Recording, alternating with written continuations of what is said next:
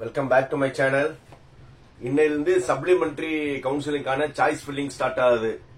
September 6, 7 இந்த 2 நாள் என்னன்னா சப்ளிமெண்டரி கவுன்சிலிங்கான சாய்ஸ் ஃபில்லிங்.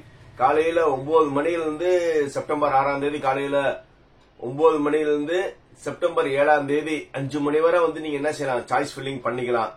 சோ இந்த சப்ளிமெண்டரி கவுன்சிலிங் மெயினா யார் யாருக்குன்னா, இதுவரை கவுன்சிலிங் அதாவது மெடிக்கல் இந்த மாதிரி எதிர்பார்த்து நான் ரிஜிஸ்ட்ரேஷனே பண்ணல, அவங்க ரிஜிஸ்ட்ரேஷன் பண்ணிக்கலாம்.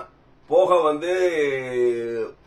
ஏற்கனவே நார்மல் கவுன்சிலிங்ல கிடைச்ச காலேஜ் ரொம்ப சுமாரான காலேஜ், நான் காலேஜ் சேஞ்ச் ஆகணும்னு நினைக்கிறேன், அந்த காலேஜ் எந்த ஃபெசிலிட்டிஸ் இல்ல, இந்த கவுன்சிலிங்ல நான் எடுக்கணும்னு நினைக்கிறவங்க இவங்க என்ன செய்யலாம், சப்ளிமெண்டரி கவுன்சிலிங் அட்டன் பண்ணலாம்.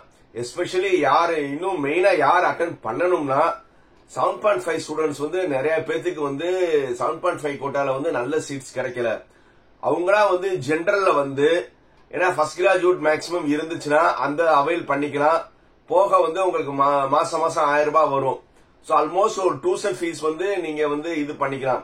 கவர்மெண்ட் சலுகைகள் யார் யார் வாங்கணும்னு நினைக்கிறீங்களோ, அதாவது ஃபர்ஸ்ட் கிராஜுவேட் அந்த மாதிரி இருக்கிறவங்க கண்டிப்பா என்னது சப்ளிமெண்டரி கவுன்சிலிங் அட்டன் பண்ணுங்க. சப்ளிமெண்டரி வேகன்சி லிஸ்ட் உங்களுக்கு 4ஆம் தேதி வந்துருச்சு. இந்நேரம் நீங்க எந்தெந்த காலேஜ்ல என்னென்ன சீட் இருக்குன்னு அனலைஸ் பண்ணி இருந்திருப்பீங்க. சோ அதனால மேக்சிமம் கோர் ரிலேட்டடுக்கான பிரான்சஸ் ஆல்மோஸ்ட் பெரிய காலேஜ் லெவல்ல இருக்கு. இல்ல நான் கம்ப்யூட்டர், இசி, ட்ரிபிள் இப்படி போகணும்னு நினைச்சீங்கன்னா ஓரளவு மாடரேட் காலேஜ்ல இருக்கு. சிம்பிளா சொல்லணும்னா ஒரு 200 ரேங்க்ல இருக்கிற காலேஜஸ் எல்லாம் பார்த்தோம்னா எல்லா கோர்ஸுமே முடிஞ்சிருச்சு. எஸ்சி, எஸ்டி, எஸ்சிஏக்கு மட்டும் இருக்கு. 200ல இருந்து அப் டு 430 வரை இருக்கிற காலேஜஸ் நீங்க அவ்வளவு பார்க்க வேணாம். 200ல இருந்து ஒரு 350 ரேஞ்ச் வரை இருக்கிற காலேஜஸ்ல பாத்தீங்கன்னா எல்லா பிரான்ச்சஸுமே அவைலபிள் இருக்கு, எல்லா கம்யூனிட்டிக்கு இருக்கு. இது எஸ்பெஷலி யார் யாருன்னா, நான் ஏற்கனவே சொன்ன மாதிரி 7.5 ஸ்டூடெண்ட்ஸ் நீங்க ஜெனரல் எடுங்க. ஏன்னா எஃப்ஜி இருக்கும், போக உங்களுக்கு மாசம் மாசம் வர காசு வச்சு நீங்க பண்ணிக்கலாம்.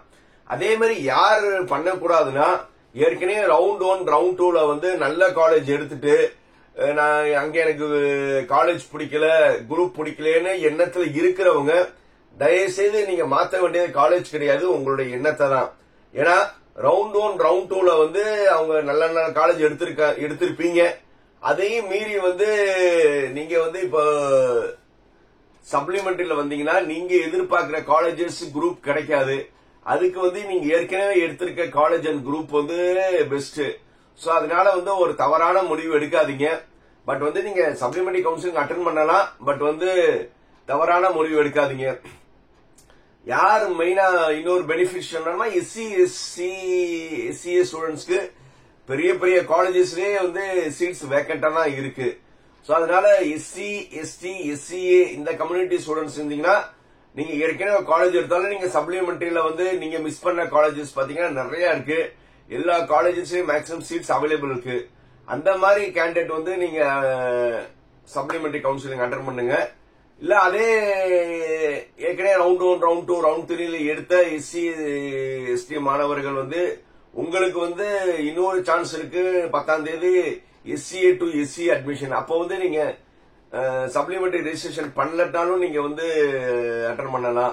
ஆனா ஒரே ஒரு கண்டிஷன், நீங்க ஏற்கனவே ஒரு காலேஜ்ல சீட் எடுத்து இருக்கணும். அந்த மாதிரி எடுத்திருந்தா உங்களுக்கு லிங்க் வரும், நீங்க அட்டன் பண்ணிக்கலாம். அது போக இந்த சாய்ஸ் ஃபில்லிங்ல ரொம்ப கேர்ஃபுல்லா பண்ணுங்க. ஏன்னா லிமிட்டட் சீட்ஸ் உங்களுக்கு ஈஸியா பார்க்கலாம். நீங்க சாய்ஸ் ஃபில்லிங் போடுறதுக்கு முன்னாடி இந்நேரம் காலேஜை நீங்க அனலைஸ் பண்ணி இருந்திருக்கணும். இல்லையா நாளைக்கு வர சாய்ஸ் ஃபில்லிங் இருக்கு, நீங்க எந்த காலேஜ் போடணும், ஓரளவு எது கிடைக்கிற மாதிரி இருக்க மாதிரி நீங்க ஃபீல் பண்ணீங்கன்னா அந்த காலேஜை நீங்க விசிட் பண்ணி இல்ல போன் பண்ணி அந்த ஃபீஸ் ஸ்ட்ரக்சர் எல்லாம் விசாரிச்சுக்கோங்க. நிறைய பேர் ரவுண்ட் 1 ரவுண்ட் 2ல சார் நான் எடுத்த காலேஜ் ஃபீஸ் அதிகமா இருக்கு, அதனால நான் மாறணும்னு நினைக்கிறேன்னு சொல்லி நிறைய பேர் எனக்கு போன் பண்ணாங்க. அவங்களுக்குலாம் நான் சொன்ன அட்வைஸ் முடிஞ்சவரை அதே காலேஜாவது பெரிய காலேஜ் மெயின்டைன் பண்ணுங்க, லோன் வாங்கிக்கலாம்னு.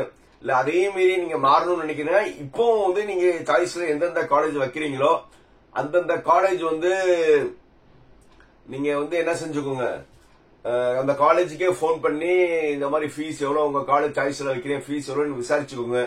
மறுபடியும் வந்து நீங்க ஒரு ஃபீஸுக்காக இது பண்ண வேணாம்.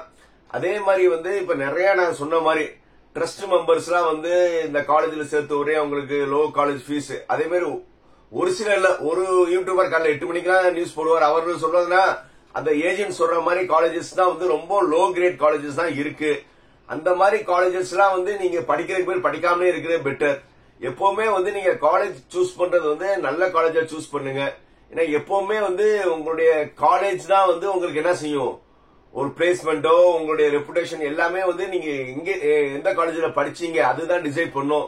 அதுக்காக ரொம்ப லோயர் கிரேட் காலேஜஸ் வந்து இந்த தன்னார்வ, அதாவது ஃபேக்ட் ட்ரஸ்ட்னு சொன்னேன்ல, அவங்க சொல்ற காலேஜஸ் எல்லாம் வந்து ரொம்ப லோயர் கிரேட் காலேஜஸ் இருக்கு. அதே மாதிரி ஒரு சில யூடியூபர்ஸ் வந்து நேத்துலாம் வந்து ஓப்பனாவே வந்து என்னென்ன காலேஜஸ்ல வந்து எங்க கோடை யூஸ் பண்ணிலாம் உங்களுக்கு 10,000 தராங்கன்னு ஏதோ இதெல்லாம் பார்த்தேன். சோ அந்த காலேஜ்லாம் வந்து ரொம்ப ரொம்ப லோயர் கிரேட் காலேஜ். சோ அதனால வந்து இந்த மாதிரி காலேஜஸ்ல போய் வந்து நீங்க ஏமாறாதீங்க. நீங்க வந்து எப்பவுமே வந்து ஒரு காலேஜ் சூஸ் பண்றதுக்கு முன்னாடி நேர்ல போய் பார்த்துட்டு டிசைட் பண்ணுங்க. சோ அதனால ரொம்ப கேர்ஃபுல்லா சாய்ஸ் ஃபில்லிங் பண்ணுங்க.